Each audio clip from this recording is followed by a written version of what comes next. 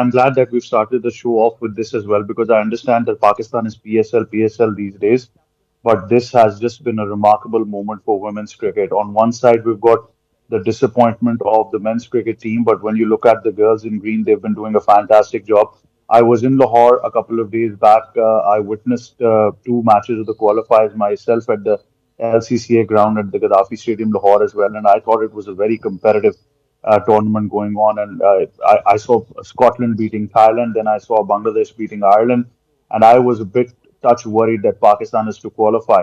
But the way the girls have performed, being led by Fatima Sana, and you're absolutely right that Mohammad Wasim deserves all that credit. He's just a brains behind the operations who's been very, very successful. Just a small correction over here. Muniba Ali was, brilliant yesterday alongside Sidra Amin. I think both of them batted well. Sidra got a half century. I think that is something that we really need to talk about because, to be honest, 191 for me yesterday looked to be about 30 runs short. But the way these girls bowled, and we had been saying before that if you want to beat the West Indies, you got to get the wicket of Haley Matthews. And that happened the very first over. And I think that's where Pakistan started believing that they can win this game. That was a short qualification opportunity, and I think they've secured that. Exactly. And Ahmed, in addition to this, I think that's exactly what I would want to kind of build upon. So may it be Sidra Amin, may it be Alia Riaz, I think even in the first match of the qualifier, both of them actually scored half centuries. What is that one thing or the method that they have adapted now that they have been performing really well? I think the way they're approaching the game awareness, as we say, match awareness, is very, very different now. They're approaching this game as a 50 over game, and one thing that has really changed in Pakistan women's cricket is that they've started believing. So I think that really helps their cause as well. Now what we're seeing is that they're playing 50 overs cricket. They believe in the authority that that they can get this through, and that's what they've done. The fact still remains, I remember the first game that they beat Scotland, then they beat Ireland, all the way now to beating West Indies. These Scotland and Ireland games were very, very different. So first game they obviously won by 38 runs, then they won by 6 wickets. So they chased the target down, but they defended the target as well.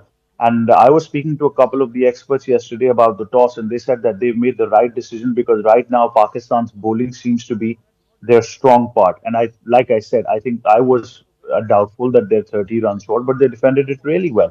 So I think the mental approach has really changed, and that really helps once you've got Mohammad Wasim at the helm of affairs.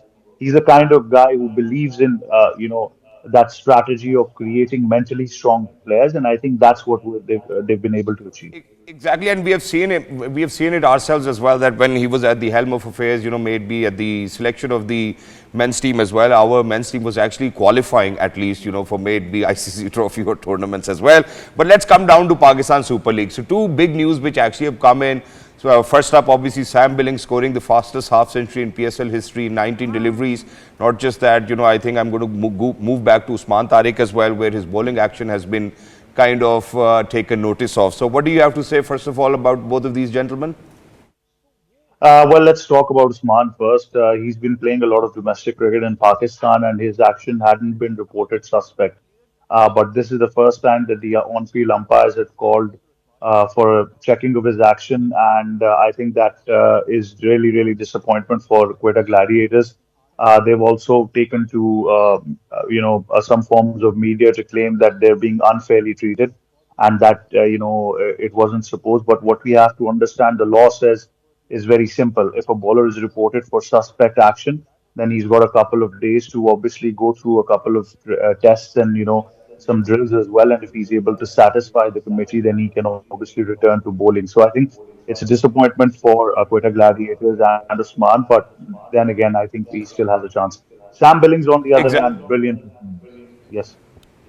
Exactly. So very quickly, I think one last question, Ahmed, which I'm going to put your way, and that is that one thing that which I've been observing now. Imagine with James Wynn scoring a century, Rizwan scoring a century. I think every other person who's actually coming down is scoring a century. Unfortunate for Haris yesterday as well, because there was nobody on the other side. One thing which I've observed now is that these wickets that we've prepared for Pakistan Super League are high scoring pitches, so it's hardly that you see that there's seam, and then unfortunately for our bowlers, we do not have that pace where it's going to swing as well.